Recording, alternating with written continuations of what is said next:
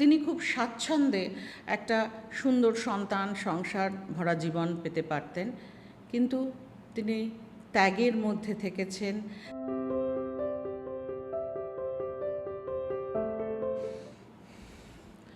নমস্কার, অপরাজিতারা পর্ব 19। আজকে বলবো আরেক মহীয়সীর কথা। তিনিও আমাদের প্রতিবেশী রাজ্য বিহারের মানুষ। এই মানুষটি খুব অল্প চেষ্টাতেই এমনিতেই খুব পরিচিত হতে পারতেন আমাদের মধ্যে, বিখ্যাত হতে পারতেন।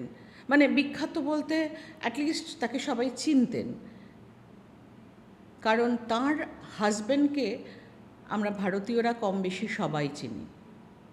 কিন্তু তিনি বেছে নিলেন পিছনে থাকার কাজ, ত্যাগ স্বীকার করলেন। তার গল্প আমরা কেউ জানি না। তার নাম প্রভাবতী দেবী নারায়ণ। এবারে কি আন্দাজ করা যাচ্ছে যে কার স্ত্রী ছিলেন? তিনি ছিলেন লোকনায়ক জয়প্রকাশ নারায়ণের স্ত্রী। অর্থাৎ বোঝাই যাচ্ছে তিনি অল্পেই বিখ্যাত হতে পারতেন, কিন্তু তিনি চাননি। জয়প্রকাশ নারায়ণের কথা আমরা কম বেশি অনেকেই শুনেছি, জানি, কিন্তু তার পিছনে থাকা এই নারীটির কথা আমরা জানি না। তিনি খুব স্বাচ্ছন্দ্যে একটা সুন্দর সন্তান সংসার ভরা জীবন পেতে পারতেন, কিন্তু তিনি ত্যাগের মধ্যে থেকেছেন। তিনি লড়াই করেছেন, সংগ্রাম করেছেন, অবশ্যই, নাহলে আমরা তার কথা এই সিরিজে আসতো না। 1904 সালে বিহারের সিয়ন গ্রামে তার জন্ম হয়। তার বাবা ছিলেন প্রখ্যাত ব্যারিস্টার।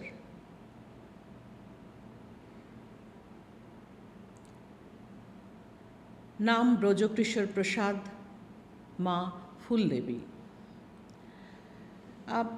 বাবার কথা এটুকু জানা যায় যে বাবা এক কথায় ব্যারিস্টারি ছাড়েন, সেটা গান্ধীজির কথায়, এবং উনি গান্ধীপন্থায় বিশ্বাসী ছিলেন, এবং সম্ভবত তিনি বিহারের প্রথম কংগ্রেসের মেম্বার ছিলেন। খুব অল্প বয়সে, মোটে 14 বছর বয়সে প্রভাবতী দেবীর জয়প্রকাশ নারায়ণের সঙ্গে বিয়ে হয়। কিন্তু তারা তখনও এত অল্প বয়স বলি, এবং দুটো পরিবারই অত্যন্ত শিক্ষিত ছিল, তাই তারা প্রথাগত সংসারে না গিয়ে জয়প্রকাশ নারায়ণ তখন জাস্ট কিশোর, তো উনি চলে গেলেন বিদেশে ব্যারিস্টারি পড়তে, আর প্রভাবতী দেবী চলে গেলেন সবরমতী আশ্রমে, এবং উনি ওখানে কাজ শুরু করলেন, শিখলেন। এই দুজন মানুষই ঠিক করেছিলেন যে তারা ঠিক রোজকার সংসার করবেন না, তারা সহযোদ্ধা হয়ে উঠবেন, এবং তাই হয়ে উঠেছিলেন। সবরমতী আশ্রমে তিনি শিখলেন নিজের ইচ্ছেকে কী করে নিয়ন্ত্রণ করতে হয়, জীবন শুধু নিজের বাঁচার জন্য নয়, অন্যের জন্য কী করে ত্যাগ স্বীকার করতে হয়। এবং এই সময় তিনি এক অদ্ভুত চূড়ান্ত সিদ্ধান্ত নেন। তিনি বেছে নেন আজীবনের ব্রহ্মচর্য। এই তরুণী বয়সে এই সিদ্ধান্ত অসম্ভব কঠিন ছিল, এবং ব্রহ্মচর্য এমনি উনি বেছে নেননি, দেশের জন্য কাজ সেবায় নিজেকে উৎসর্গ করবে বলেই বেছে নিয়েছিলেন। একটা বিবাহিত সম্পর্কের মধ্যে থেকে এরকম সিদ্ধান্ত নেওয়া বড় কম কথা নয়। এরপরে জয়প্রকাশ ফিরে আসেন দেশে, ব্যারিস্টার। উনিও যে ব্যারিস্টারি শেষ করেছিলেন তা নয়, কিছুটা ব্যারিস্টারি পড়ে সেখানে উনিও রাজনৈতিক আন্দোলনের সঙ্গে যুক্ত হয়ে পড়েন। ফিরে আসেন দেশে। দেশে এসে জানতে পারেন স্ত্রীর এই সিদ্ধান্তের কথা, এবং গান্ধীজি তাকে বলেন তিনি যদি ইচ্ছে করেন আবার বিয়ে করতে পারেন। জয়প্রকাশ অত্যন্ত অসন্তুষ্ট হন। তিনি সম্মান দেন, শ্রদ্ধা করেন তার স্ত্রীকে, এবং তিনি এই সম্পূর্ণ আয়োজন মেনে নেন এবং এগিয়ে পড়েন তার স্ত্রীর সহযোদ্ধা হিসেবে। এখানে আমরা দেখতে পাই সাধারণত বেশিরভাগ ক্ষেত্রে দেখা যায় স্বামী যোগদান করেছে বলেই স্ত্রীরাও সেখানে যোগদান করেন কিছুটা, সব ক্ষেত্রে বলবো না, সেগুলো খুব একটা কম কথা নয়, কিন্তু এখানে যেন স্ত্রীর প্রভাব অনেক বেশি পড়েছিল জয়প্রকাশের জীবনে।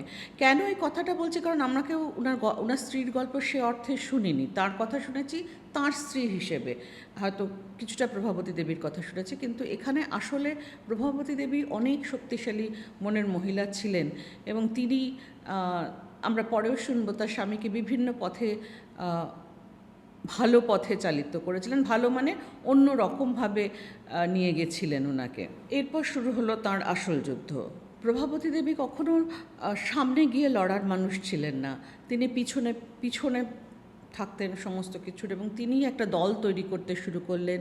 তিনি মহিলা এবং পুরুষ নির্বিচারে গিয়ে বোঝালেন যে স্বাধীনতা মানে শুধু ইংরেজদের থেকে স্বাধীনতা অর্জন করে নেওয়া নয়, স্বাধীনতা মানে নিজের ইচ্ছে মতো বাঁচা, নিজের জীবনটাকে নিজের মতো করে বাঁচা।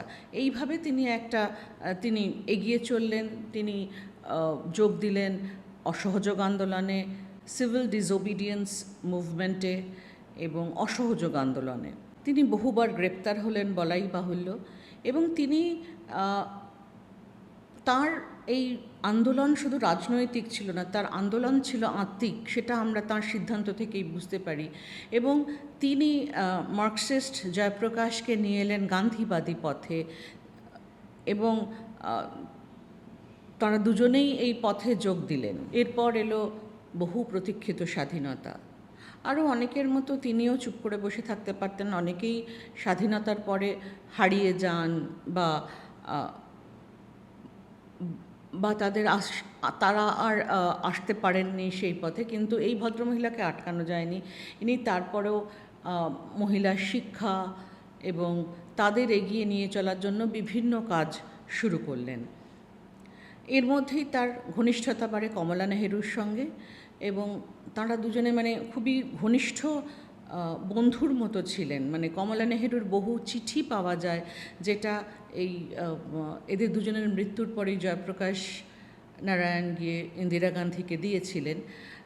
সেরকমই একসময় ওনার মনে হলো একটা মহিলা বিদ্যালয় করবেন, এবং তখন কমলা নেহেরু মারা গিয়েছেন।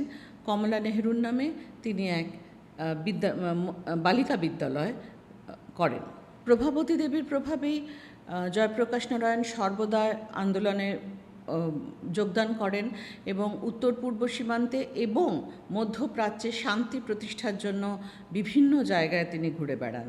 এরপর তিনি প্রভাবতী দেবী পাটনায় মহিলাদের জন্য স্বনির্ভর করে তোলার প্রকল্পে কাজ করতে শুরু করেন। বিভিন্ন চরকা কাটা, বিভিন্ন হাতের কাজ দিয়ে বিভিন্ন মহিলাকে তাদের স্বনির্ভর করেন, তারা যাতে তাদের নিজের ব্যবস্থা নিজে করতে পারেন সে ব্যবস্থা করলেন। তিনি কোনোদিন সামনে এসে কথা বলতে চাননি, তিনি পিছনে থেকে গেছেন এবং গড়েছেন বহু আন্দোলনের কারিগর হয়েছেন।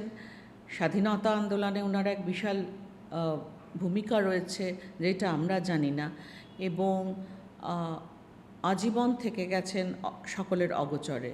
1973 সালে দুরারোগ্য ক্যান্সারে অসম্ভবভাবে ভুগিয়ে তিনি মারা যান। আসুন আমরা তার জীবন উদযাপন করি। নমস্কার।